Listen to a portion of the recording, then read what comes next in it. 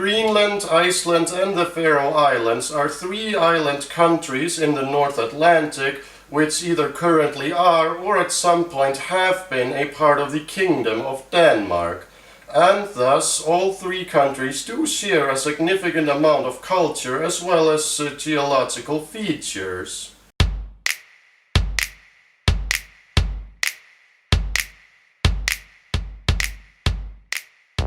First, let's talk geography. All three countries do share a similar climate and fauna. In fact, the landscapes of the three countries do share an incredible amount of common features. In fact, I'm gonna show you three pictures and I would like you to guess which of these photos is from Greenland, Iceland or the Faroe Islands. Take a look at these three. Now I'm gonna count to 5. 1, 2, 3, 4, 5.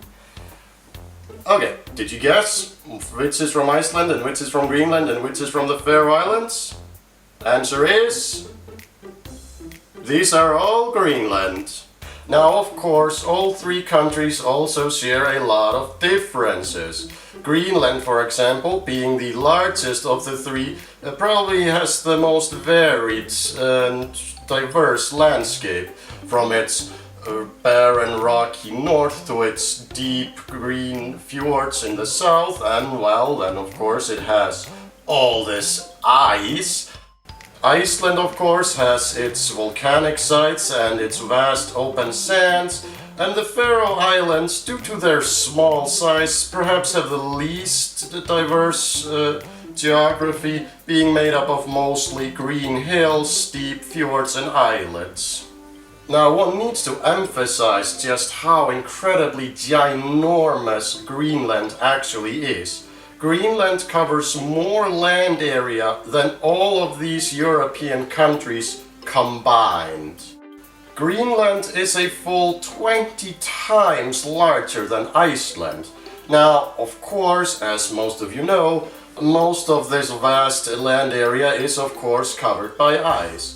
The Greenland Glacier is the second largest ice sheet on the entire planet, and it covers 84% of Greenland's entire landmass. By comparison, the glaciers of Iceland cover around 10% of its landmass, and the Faroe Islands have no glaciers whatsoever. It is thus no wonder that Greenland also possesses the tallest mountain out of all three. That is the 3,700 meter tall Gunnbjörnfjell. Fjell? Fucking Danska.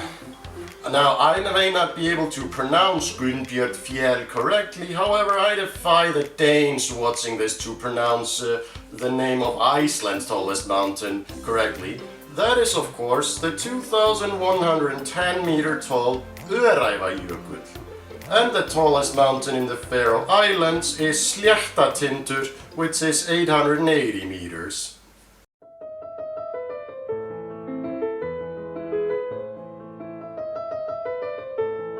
All three countries have a distinctly Nordic culture. However, Greenland's culture is probably the most unique out of all of the Nordic countries, as their dominant ethnic group is not white Scandinavians, but native Greenlanders, which of course are an Inuit people group. Danish used to be the official language in all three countries, however today only the country's native languages are recognized as official languages. Icelandic and Faroese are very similar to each other, especially in the written sense.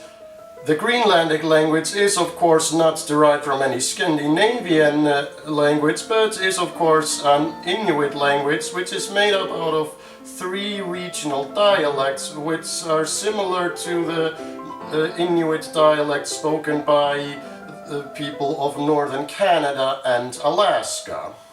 Lutheran Christianity is the most widespread religion in all three countries. However, I'd argue that Iceland's population is most likely the most secular out of all three. All three countries were at some point a part of the Kingdom of Denmark, and two of them technically still are. One of them, that one being Iceland, however, was declared an independent republic in the year 1944. The Faroe Islands and Greenland are constituent countries within the Kingdom of Denmark, so their head of state is actually Queen Margaret II of Denmark. Iceland's head of state, of course, is Iceland's president. The current president is Guðni Thorlacius Jóhannesson, who was sworn in on August 1st, 2016.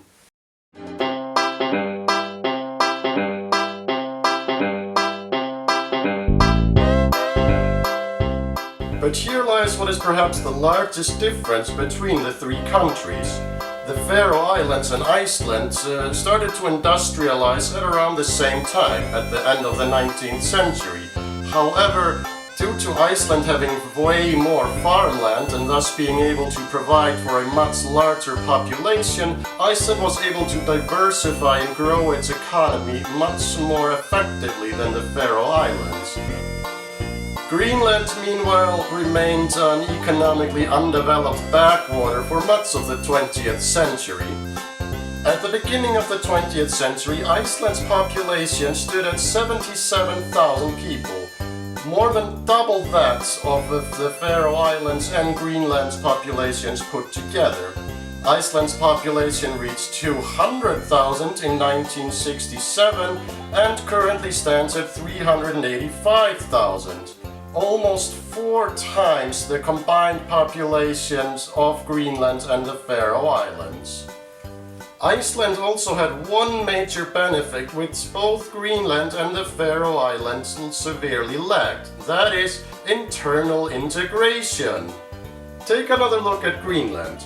Notice how the entire population is dispersed out onto this vast outer ring, and realize that most of the towns are not connected via roads or anything. So the only way for commerce to continue between the towns is via a ship and, in recent years, air travel.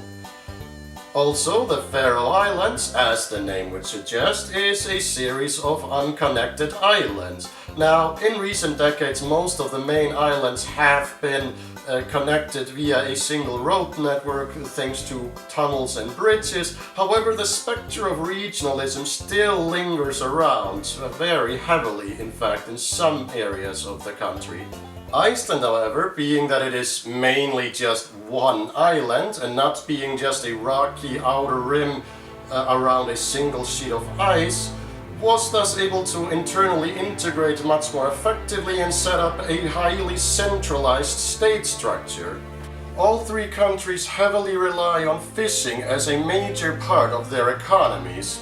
All told, the three countries, despite having a combined population smaller than that of the city of Glasgow, they are still able to bring in a whopping 2% of the world's entire fish stock annually. However, in recent decades, Iceland's economy has started to shift more towards tourism, which is now the country's biggest source of income, with heavy industry coming in at a close third place.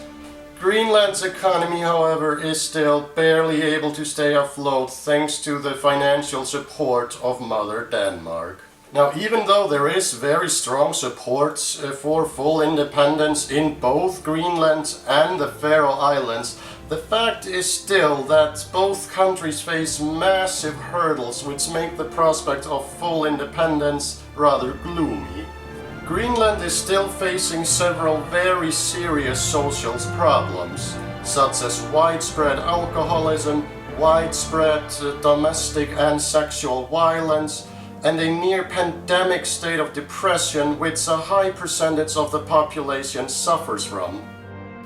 Meanwhile, the economy of the Faroe Islands is currently doing very strong and there is very low unemployment. However, due to the country's economy being so heavily reliant on just one industry, being the fishing industry, means that it is at a severe risk of economic setbacks, as occurred during the 1990s when the country came close to being declared bankrupt. Iceland faced very similar economic problems around the same time period, which coincided in a spike in unemployment and crime. However, due to the country's economy being much larger and more diverse, Iceland was able to weather the storm much more effectively. The problems facing modern Iceland are basically similar problems as being faced by a lot of independent countries. An aging population, spiking housing prices, and political instability.